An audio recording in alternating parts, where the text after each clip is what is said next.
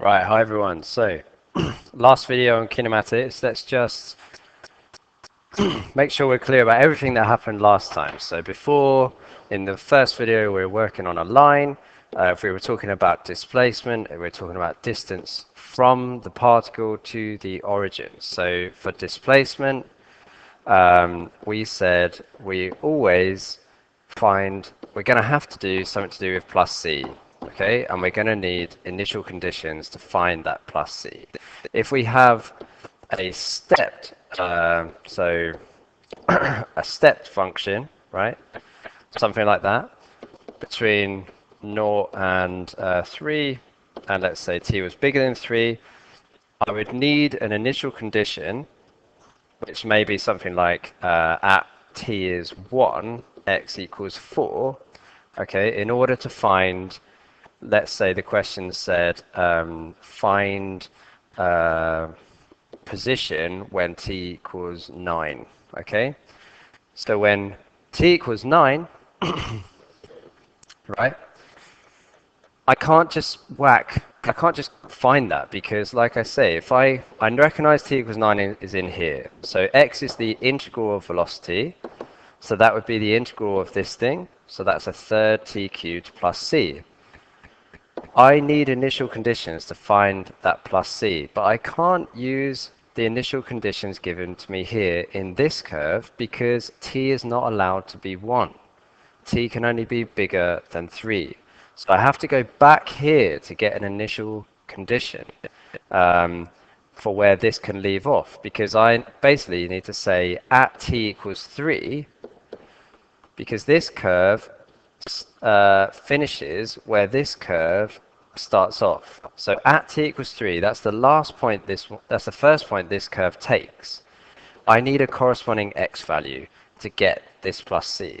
So I go back to my original curve, which is here, right? X is the integral of that, so that's t squared minus 5t plus c. I sub in my initial conditions here because t is allowed to be 1. So at t is 1, x is 4. So 1 squared minus 5 times 1 plus c. So here I can see that c is 8, right? That's great because now I have this finished curve, t squared minus 5t plus 8. So this corresponds to our top one.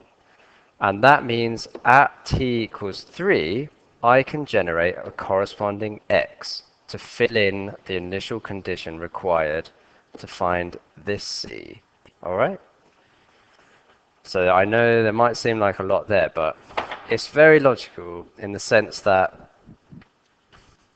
this curve can only accept values of t bigger than 3.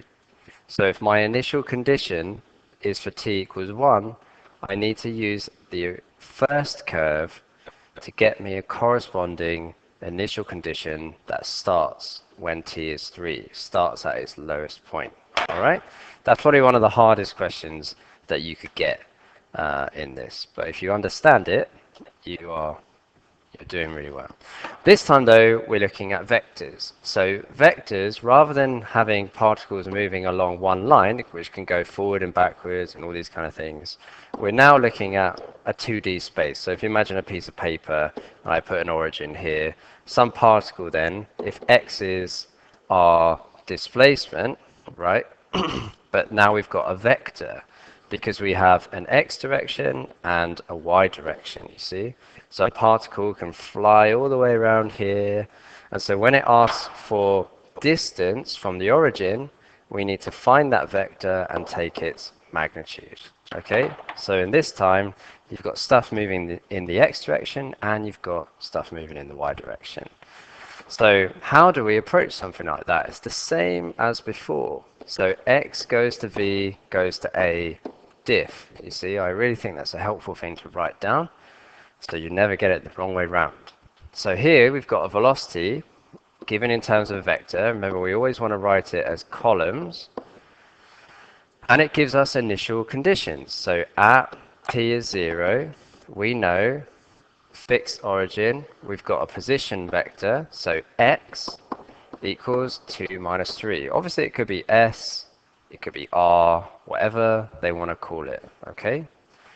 The position vector, it wants us to find the position vector of p at time t seconds. So how do we go to x? We need to go backwards from v, so we say that x vector is the integral of v. So what I do is I integrate top and bottom. So I'm integrating 3t with respect to t and a half t squared with respect to t. All right? So this is 3t squared over 2 plus ci, the I component, and we've got 1 over 6 t cubed plus cj. And we need to find what ci and cj are to get a finished expression. Where do we get that from? Our initial conditions that were given at the start. So we say x is 2 minus 3 when t is 0. So that's 0, that's 0. So we get ci, cj left. So therefore c must be 2 minus 3. So therefore our finished expression is 3 over 2t squared plus 2 and 1 over 6t cubed minus 3. Okay? Part B says find the acceleration when t equals 3. So how do I move from velocity to acceleration? I diff. So that was A, this is B. So A is dv, the vector, over dt. So I differentiate the top and I differentiate the bottom of my v. So keep track of whether you're using v, a's, or x's. So this will just be 3, and the 2 will come down, and this will just be t, and it's at t equals 3. So A would be 3, 3. All right. It didn't say the magnitude, so if it says the magnitude, we use Pythagoras as normal. Okay, so watch out for those phrases, magnitudes and distances and speeds. Right. Last one. The particle p is moving in a plane so that t seconds acceleration is this. So I've got acceleration is 4 minus 2t. It's given me some initial conditions here, so watch out for that. Initial conditions, at t is 3, v vector is 6i, so that's 6, 0. And the position vector, x, is 23. All right?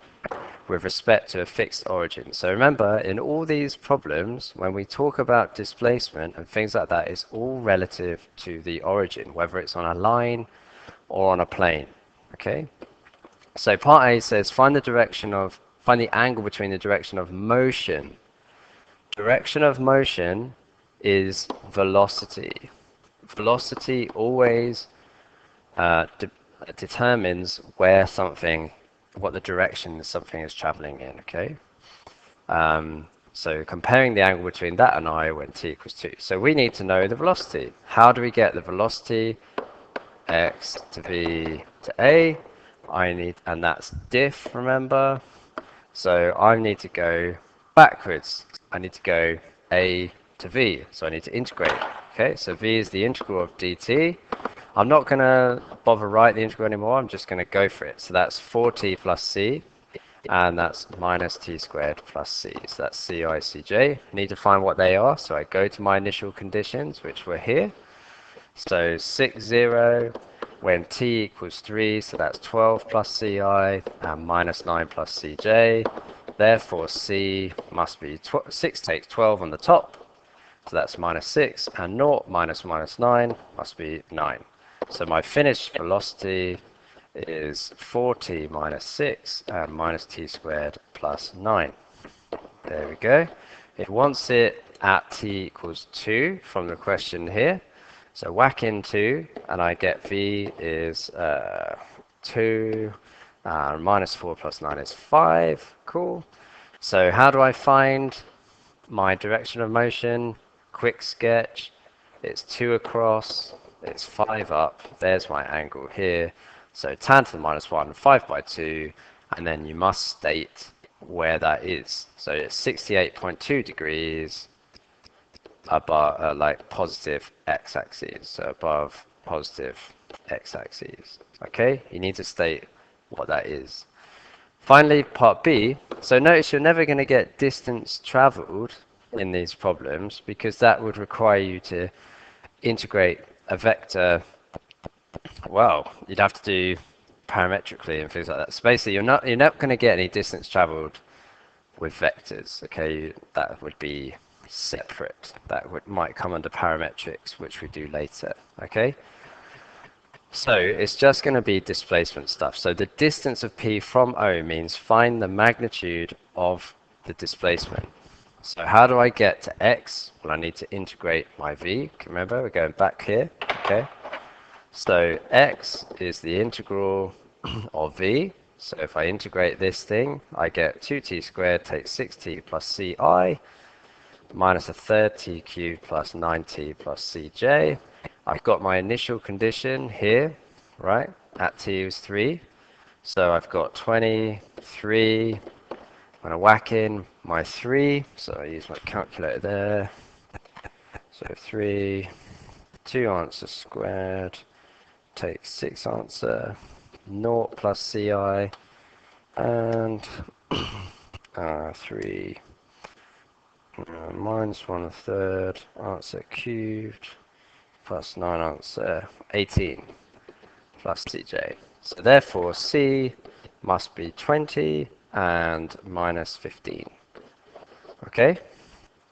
So therefore x is 2t squared minus 6t, just whacking it all together, it's cubed plus 9t minus 15.